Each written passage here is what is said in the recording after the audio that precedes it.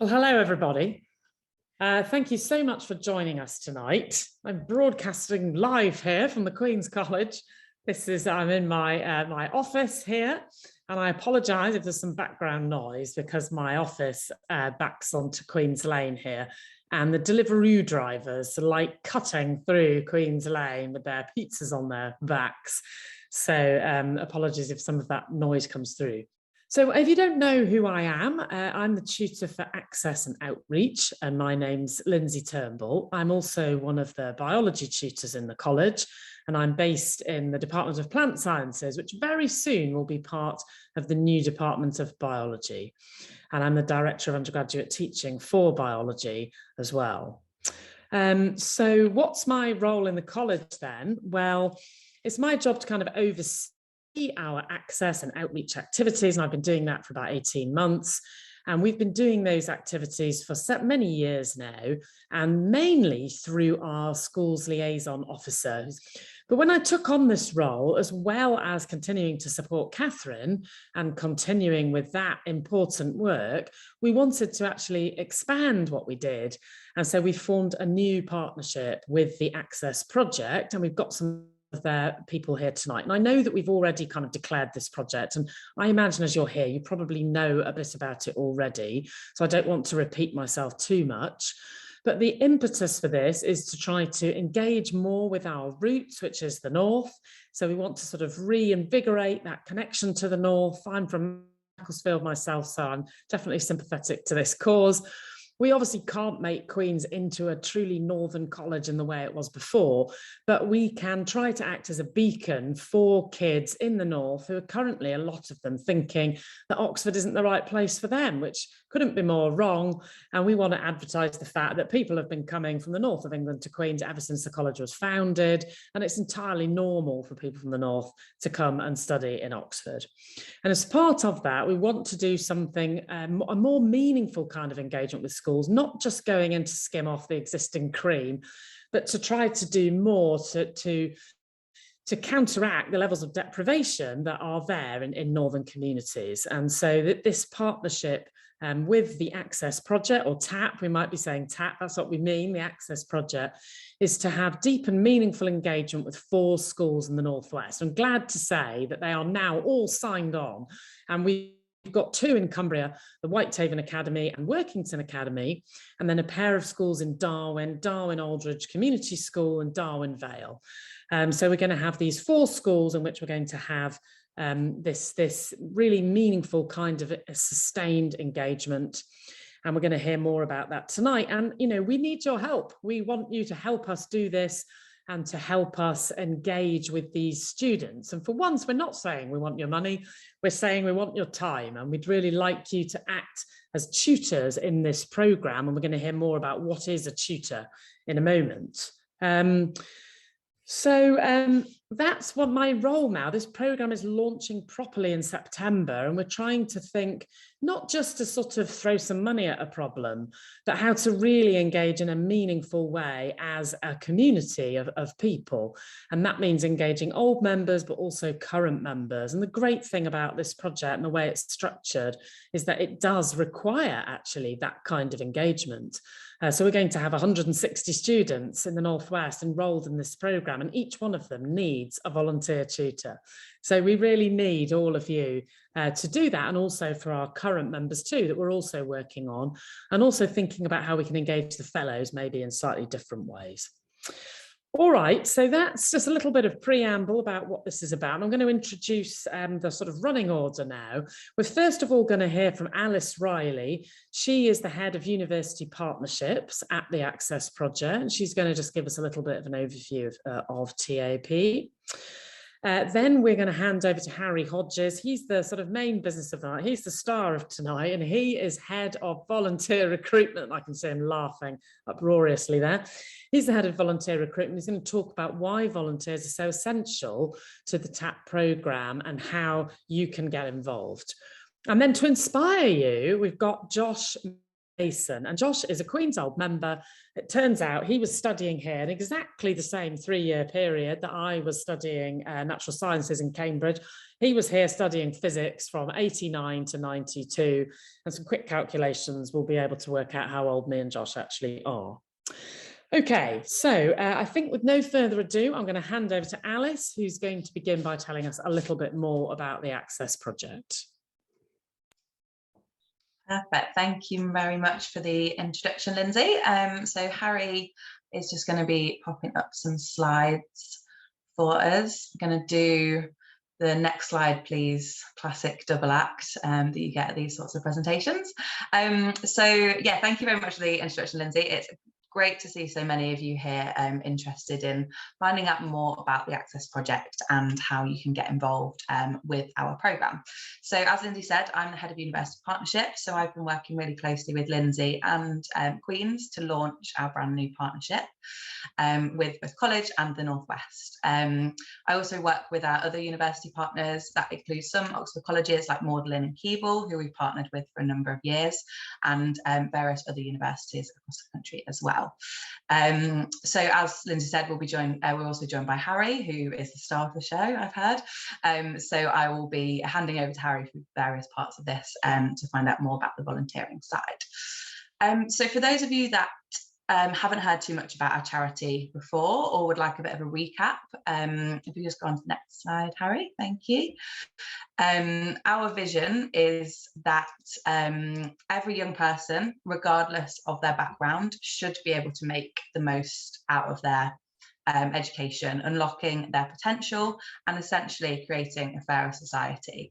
Now, unfortunately, I'm sure you are well aware that isn't currently the case at the moment. So what's one of the reasons why our charity and our programme exists is to support those students from disadvantaged backgrounds to access top universities.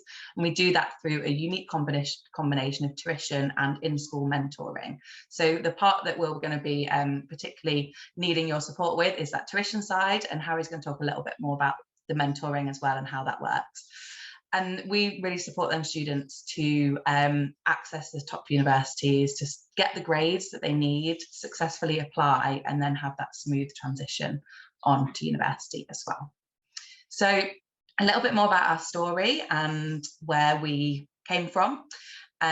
So we were set up back in 2008 by someone called Alex Kelly, who was a teacher at Highbury Grove School in Islington. And Alex is actually on the Teach First programme, which some of you may have heard of, which sends graduates into schools in disadvantaged areas. And it was whilst on that programme that Alex noticed that his students were really bright, but they were just not quite making high enough grades to get into those really top universities. So Oxford, Cambridge, Russell Group universities. So he essentially enlisted some of his friends who worked in the city to come along and volunteer as tutors for his year 12 students. And he realised that that model really worked and that there was some real success from that. And we have expanded. So by 2012, we were in another school, and we've come a really long way since 2008. So we're now working in 35 schools with over 1,000 volunteer tutors supporting over 1,900 students across London, West Yorkshire, the East and West Midlands, and as we have talked about, soon to be expanding into the North West as well, reaching even more young people and requiring even more tutors. So the reason why we exist is unfortunately because young people from the most disadvantaged backgrounds are 5 times less likely to go on to a top university in comparison to more advantaged students. We have been making progress to support as many young people as possible over the last 14 years. And we know from our internal and external impact evaluation as well that our young people are twice as likely to place at a top university compared to their peers, which we can really say with confidence that our work and the efforts of our volunteers are making a huge impact. And that by volunteering with us, you really can inspire and support a young person to reach their full potential, regardless of their background. So I'll just hand back over to Harry for the next section. Thank you, Alice. And hello, everyone. I think I should start with an apology. This is lots of backsliding, which is not my usual form. I do apologize. So yeah, as Lindsay and Alice have both mentioned, my role is head of volunteer recruitment, and I will be absolutely honest here. I've got one intention, and that is to recruit you as academic tutors. We really need you, we really want you, and I'm hopefully going to take about 15 minutes to talk through why you should get involved, but also what it would be like to actually do so. I think I will just start by reinforcing this point that Alice mentioned about why are we important now, or why is this so important in this current context. From our history, we know that education inequality has been prevalent since 2008 and before that. But what we know in particular is that during the pandemic, this was only exacerbated even further. We know that young people who were not accessing private tuition, who didn't have additional technological support, and who maybe didn't have the right setup at home, the number of hours of tutoring and education they received was so far extended away from their peers in more privileged backgrounds that has only gone on to really make this issue significant, really, really significant, to the point now where we're looking at a gap of 1.2 hours of learning between tutors, or between young people from more privileged backgrounds and young people from not. And I think that's where we come in here, and that's why this is so important. We're looking for an hour of your time a week, and that goes so far to help rebuild and readdress this gap. But it not only does that, but also provides these young people with an insight, an opportunity, and an inspiration to actually see, okay, well, this is a well-trodden path from the Northwest to Oxford to Queen's College.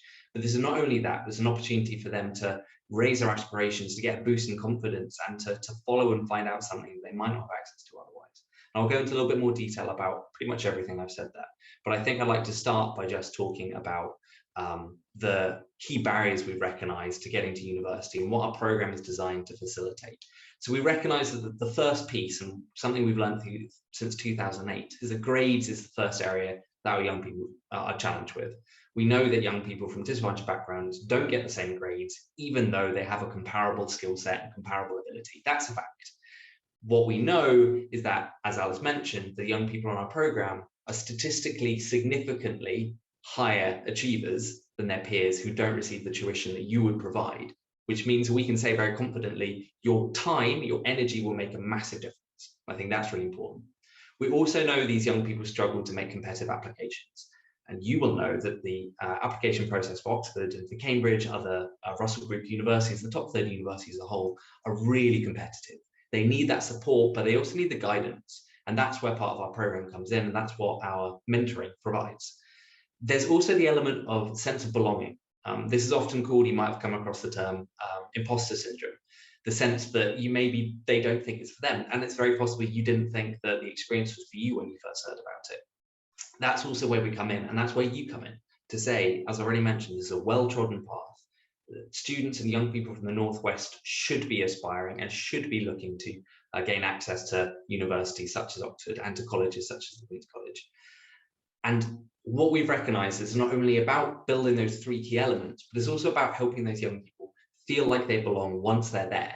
And so our support continues into that first year of university. It continues helping them to build a sense of community. It continues helping them to feel like they're settled. And we know that once young people have made a success of that first year, they're much more likely to stay. And therefore, they're much more likely to benefit from all the benefits that going to university really provides. And so I just want to reinforce what we already mentioned there. We're talking to you about being academic tutors. That's really focused on that first bracket of supporting young people with their grades. That is complemented by a program that's delivered in their school by professional member of staff who we call our university access officers. And these individuals are provided with mentoring. They're provided with a holistic support package that brings together their teacher, that professional mentor, member of staff, you as a tutor, to make sure that we're working around that young person, giving them support, encouraging their self-efficacy, helping them feel empowered, and really means that all of your energy and time is being complemented by mentoring, being complemented by career readiness, being complemented by workshops and opportunities for those young people to see the different avenues available to them. It means that your time is going to be impactful. And I just want to reinforce a little bit more about how we've come to these conclusions, what our theory of change is really that breaks us down further. So we support students from disadvantaged backgrounds. We've said that, and I'll tell you how we go about selecting those schools and how we go about identifying those young people as well.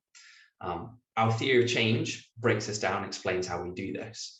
So we have core activities, and you will be delivering a one-to-one academic tutoring. So that's for one young person across an academic year. And I'll tell you a little bit more again in details.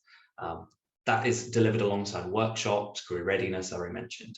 We recognise that this improves young people's knowledge about university, their motivation to go, the academic skills they have, their independence and self-efficacy.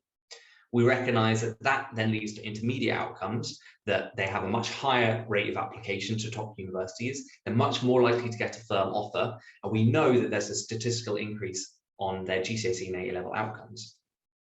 This therefore leads to students who are twice as likely to place at the top university. I think that's where we can really just reinforce and say that is a massive impact piece, and that's something we know is statistically significant, being validated by an external organisations such as Impetus.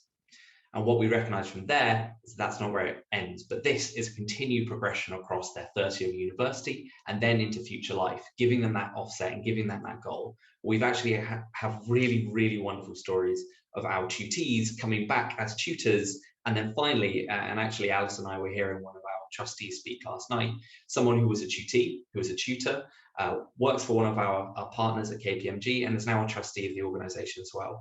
Almost going full circle of that journey. And that's really what this is all about, supporting young people, giving the opportunity to pay forward and to really benefit from expert insight and experiences such as yourself. I can say all of that, but I think that if you would like to see some of this information for yourself, you can absolutely go to our website. You can find all of our impact reports and see where this information is really validated and quantified from. I think, again, I can speak to all of this, but it's not until you hear words from individuals, a tutee and students such as Chriso, where it really puts into context. A young person who says, you know, their time, the energy their tutor invested in them, the opportunities they took really helped inspire them and really helped make a difference in their long-term outcomes. And I think this is a really nice reflection to just take a moment on. Now, we've spoken about the title, but what does that actually mean? And obviously I will be speaking to this in a moment as well, but we're also joined by Josh, who will be speaking in just a second about his experiences as a tutor. So we're asking you to sign up to tutor one young person, one-to-one, online from September through to July. We're asking you to commit to between 15 and 20 hours. And so there's a lot of flexibility built into that program. And those are only 60-minute tutorials. And we know that roughly you need about 30 minutes preparation time ahead of each one of those.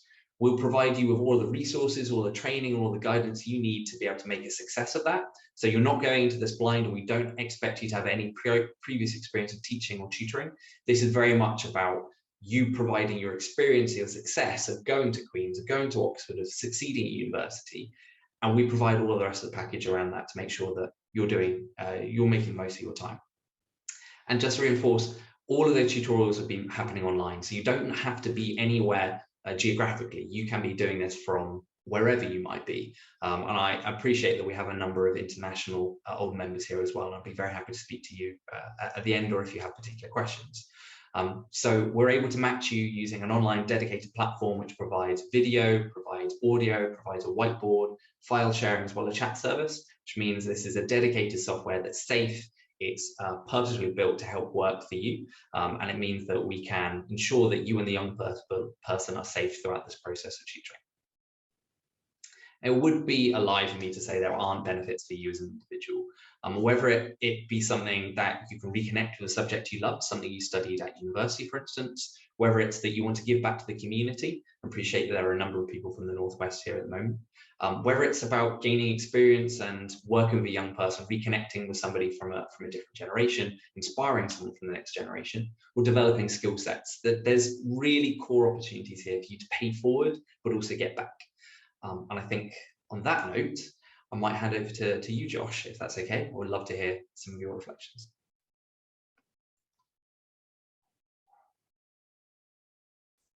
Okay, thanks, Harry. So my name's Josh Mason. I was a physics graduate from Queen's. I was there in the early 90s, as Lindsay mentioned already. I'm now working as a clinical scientist in radiotherapy physics in the NHS in London.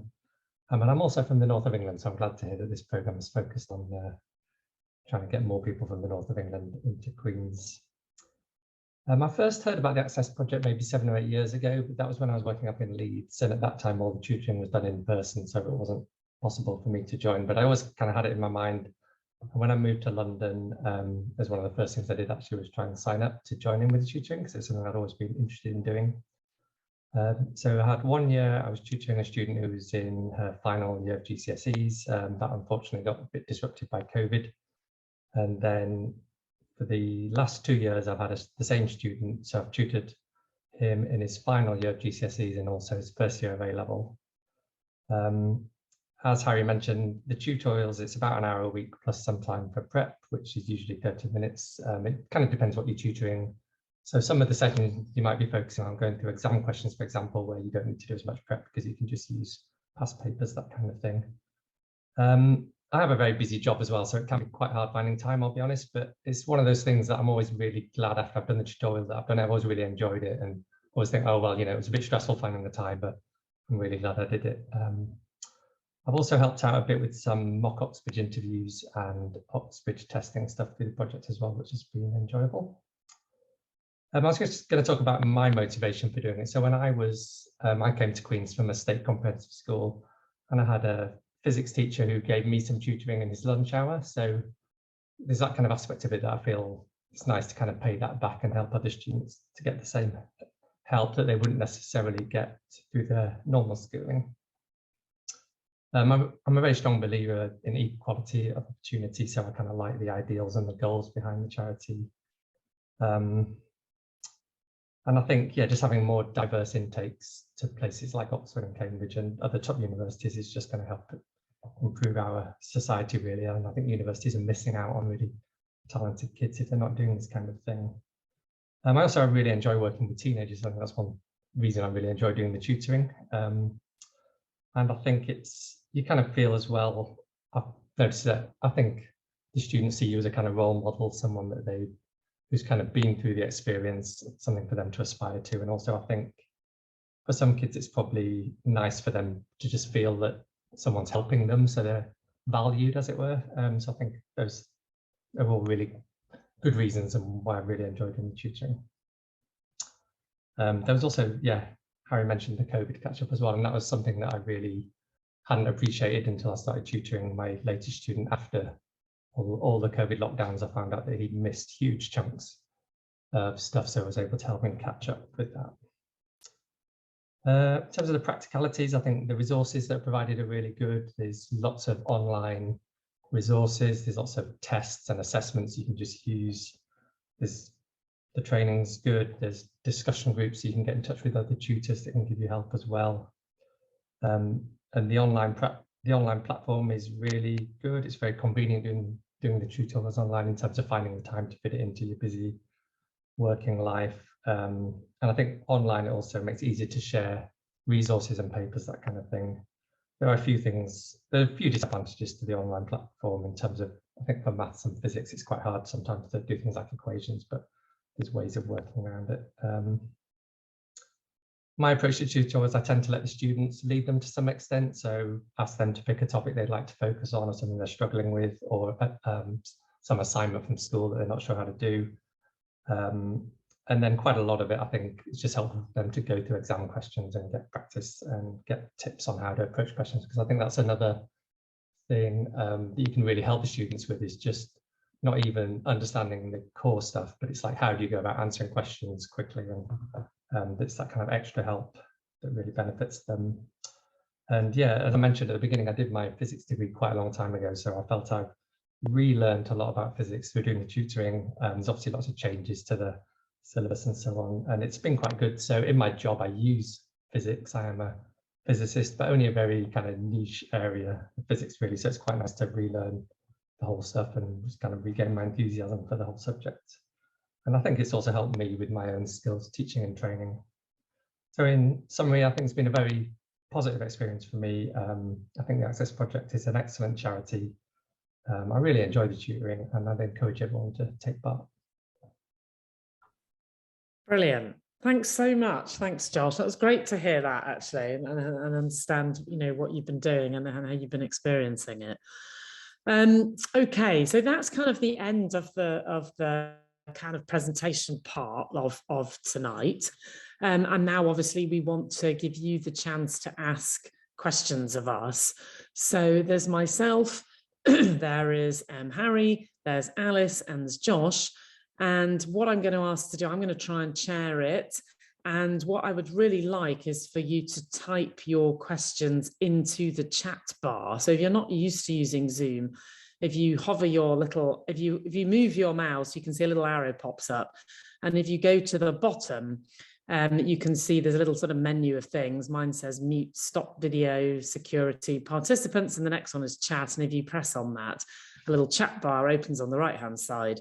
And you can type your message in there. And the default is to just send it to everyone so that everybody can see your question.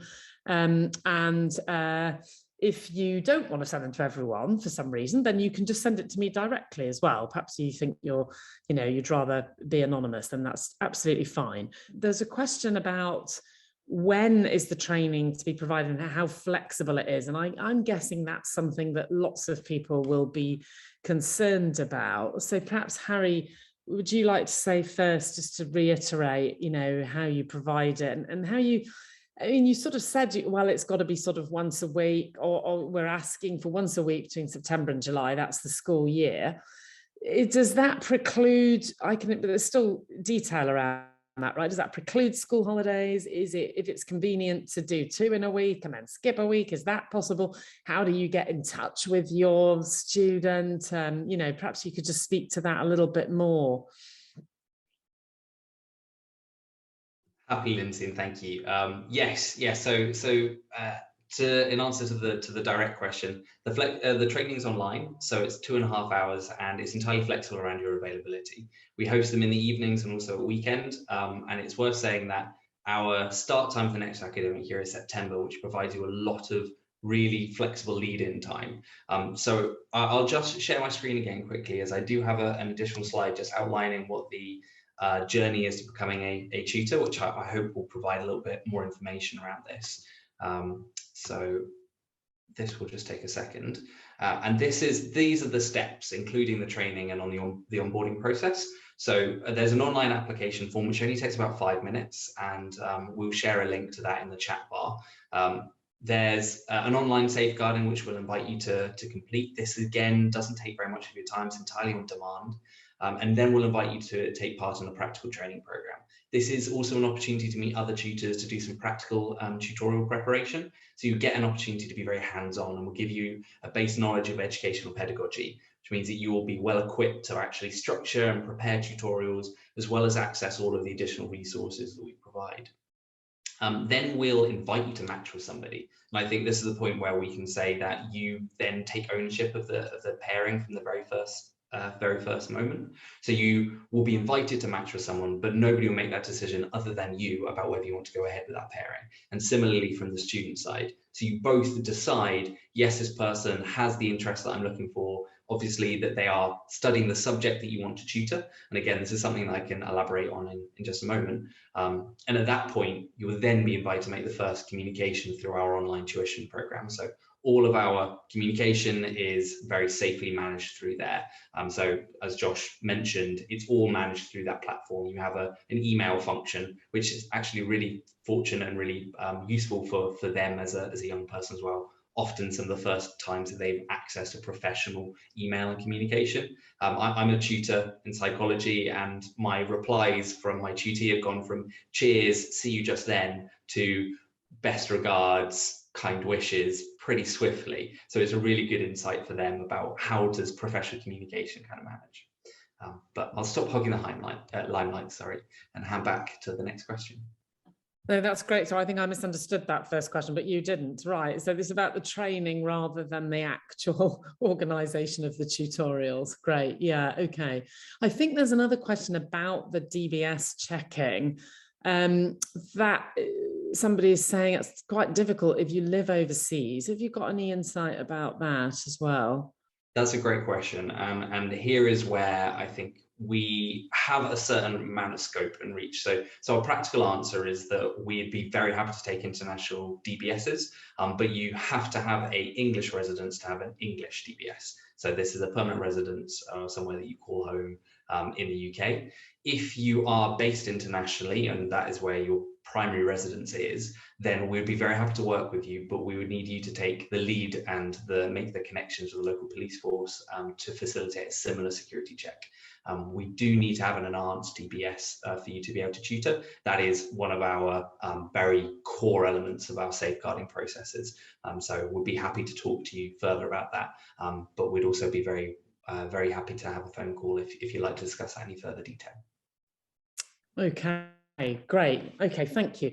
All right, so when it comes to the training, is that very general, or is there some subject specific training? Great question. So you will be paired, the likelihood being you'll be paired with somebody who's tutoring a similar subject to you, but the training is about the pedagogy. It's about how to work with the young person, how to structure it, and then we'll give you guidance on how to access the resources. Now, the resources are all subject specific, and here I'd like to hand back to Josh in a moment, if that's okay, because I always describe tutoring as less teaching and more facilitation. And I think this kind of alludes to what you were mentioning, Josh, that actually you're really problem solving with a young person. So it's not like you need to teach them the material again, it's just reinforce what they've already heard in school and help them go through it. Josh, is that consistent with your experience? Yeah, I'd say so. Generally, yeah, they might just ask you about specific points to look at. So yeah, as I said, I'm very much kind of following their lead. And I think in terms of the training, there were some online resources that are specific to subjects that can train on how to tutor, say, science and maths, for example. So I did do some of that at the beginning, but I think as a tutor as well, you to some extent you're learning as you go along. But there are quite a lot of resources to fall back on as well. Sorry, I had to remember to unmute myself. Okay, so then there's a group of questions which are sort of about, the sort of slightly more into the detail of things. So if you studied chemistry in the 1980s, but now you're probably not a chemist, how does that work? Is it what you might want to be involved? And I think there's a similar question this person's asking. So maybe my chemistry is not very up to date, but I've got lots of generic kind of help and skills that I could give, but this tutoring is subject specific, right? You're not providing them more general mentoring about how to make a competitive application, etc. Is that right? No, that is correct. So the subject specific support is very much facilitated around giving them the knowledge and the understanding of those specific grades. What I can answer in regards to that question is that a lot of our most engaged and most generous with their time tutors are actually retired, and they haven't been tutoring their entire professional life. They got involved during their first years of retirement. So please don't see having quite a bit of time away since your graduation as a barrier. It's really all about your confidence in the subject that you like to tutor in, which means and why we let you take the lead on deciding what that is. We also won't match you until you are ready, until you feel confident. And just an additional point to support of that, you get access to an online group, an online platform, which we call Tent, is our volunteering platform. And it's a way of connecting with other volunteers who are tutoring the same subject. So it might be that you are coming in being like, okay, I'm not quite sure how to tackle this subject, or I'm not quite sure what the right resources is. We don't expect you to find that out on your own. You have the support of the University Access Officer within the school. You'll have the additional resource and guides provided by the teacher, but you've also got your fellow tutors, as well as that resource library we're talking about. So the resources are there, and I think it's an opportunity for you to reconnect with the subject, to apply that general knowledge you have, but also relatively quickly. And again, I can speak from my own sense, and Josh can speak from his. You do remember these things quite quickly, even if the syllabus has moved on. Josh, yeah, can I say as well? So I mean, that's kind of how it's been for me, because there's a lot of physics that I've had to almost relearn, but it's amazing actually how quickly it comes back, and also included in the online resources, the copies of all the textbooks that the students are using. So if I know we're focusing on a topic, I can just read the chapter from that book, and then it kind of gives me the that is enough really to help them work through problems with them, I find, and it's amazing how quickly it comes back. Yeah, I remember being asked. I was a school teacher for a while, and they wanted me to teach physics. I thought, oh my God, I can't remember any physics. I did physics A level, but I hadn't looked at it since then. But yeah, it is amazing. It does come back to you when you have to do it. So on that, what's the level of the tutoring? People are asking, it's GCSE and A level, I think, right? And not IB. I mean, I guess in the Access Project generally, you might have schools that do IB, but the 4 schools we're talking about don't, right? That's correct. That's correct. It's focused around those key years of year 10, 11, 12, and 13. And the students who are involved in our program are studying GCSEs and A levels. I think that does touch quite nicely on a question that Alice is probably well positioned to follow up about who the students are, how we select them, and actually where they come from, which I imagine there's a few questions on. So perhaps if I share my screen again, Alice, you might want to speak to that point again. Yeah, of course, happy to. So yeah, we generally always get questions around actually how do we select the schools that we work with, but then also the students that we work with more specifically as well. So the young people that we work with, so we really go to great efforts to make sure that we're working with the young people that need our support the most. So we target areas of particular deprivation, the Northwest being one of them. Obviously the Northwest is a massive area, so within that the 2 smaller areas that we are working in, and then 4 schools. So the schools themselves, they may have lower than average progression to higher education. There's various other criteria that we use as well. But then we also target within that school the students that need the support the most as well. So they may have been in local authority care at some point, may have had a foster carer or been in their care home throughout their studies. They may have been on free school meals. So for those that aren't sure what free school meals actually stands for, I feel like we heard a lot about it over the pandemic, but it is generally available to pupils who are themselves in receipt of, or whose parents are in receipt of, one or more sets of benefits. So that might be universal credit, income support, job seekers allowance. And just to give a bit of context to that, so if you're eligible for free school meals because your parents are on universal credit, it generally means that their annual household income is no more than £7,400 a year. So that's their entire household is bringing in less than £7,000 a year. So for those students that are on free school meals, generally their parental income is less than £16,000 a year. So we're looking at generally a very low level of income coming into those families. So those are the students that really are needing that support the most. And pupil premium is essentially money given to schools for students that have been on free school meals or been eligible at some point or have been in care. So we really are working with students that we're really confident wouldn't be getting that support from elsewhere, and really do need that unique support that we can provide and they can access through us.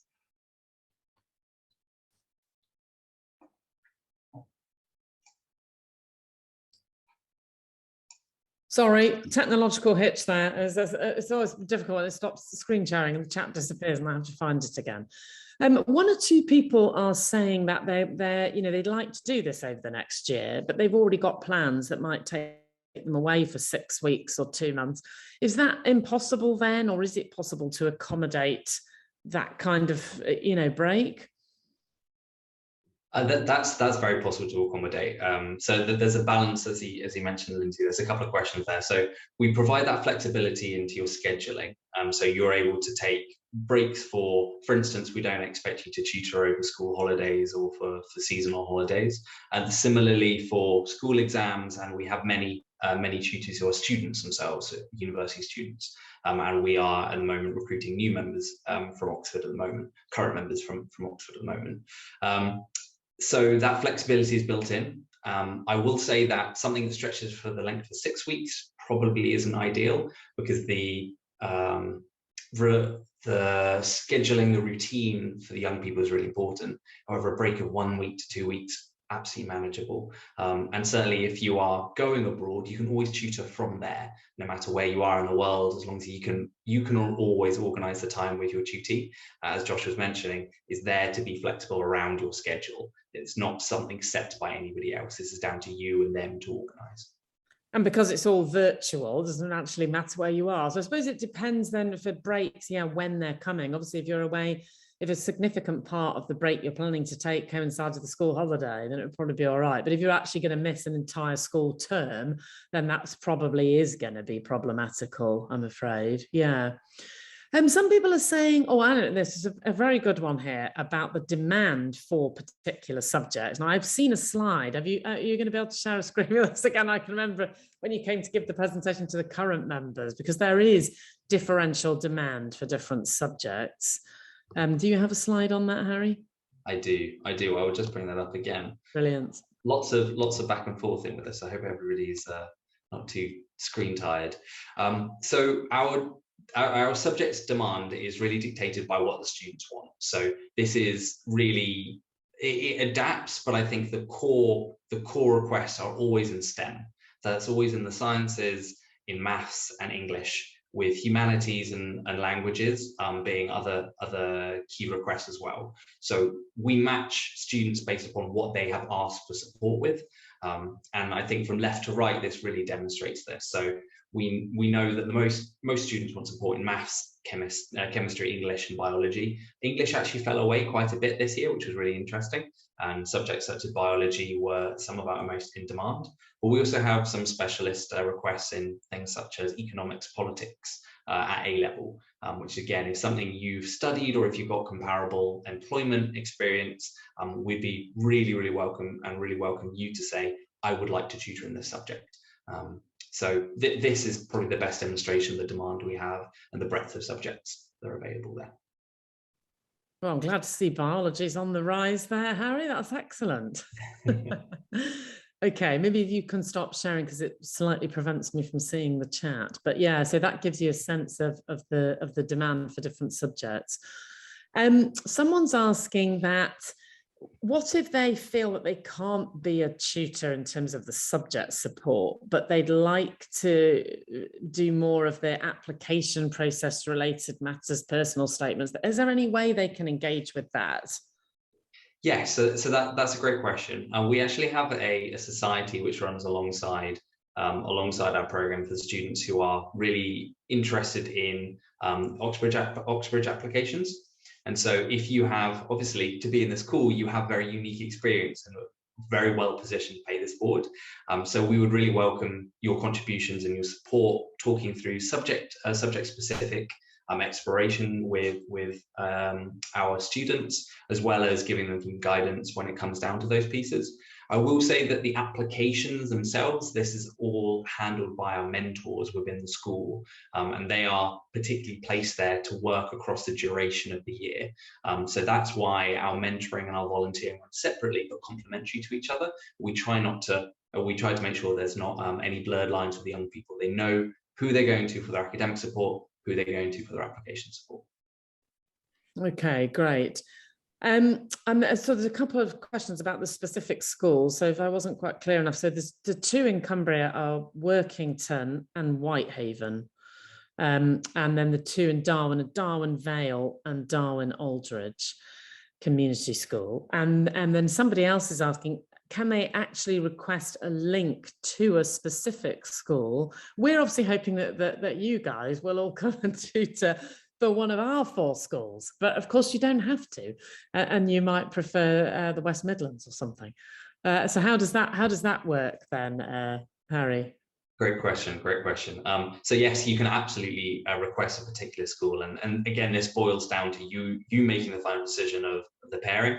So in your application, you can express an interest in not only the subjects, but also if somebody has a particular career interest, so you can be matched based upon a common interest, and then boiling down to if you would like to tutor in a specific region or a specific school. If that school is one of our partners, and we have a full list of our partners on our website, outside of the 4 schools who are obviously we're hoping you'll be interested in tutoring, we'd like to encourage you to tutor with in the Northwest, then you can make that decision, and then we will try and make you a matched pairing based upon that request of a specific school.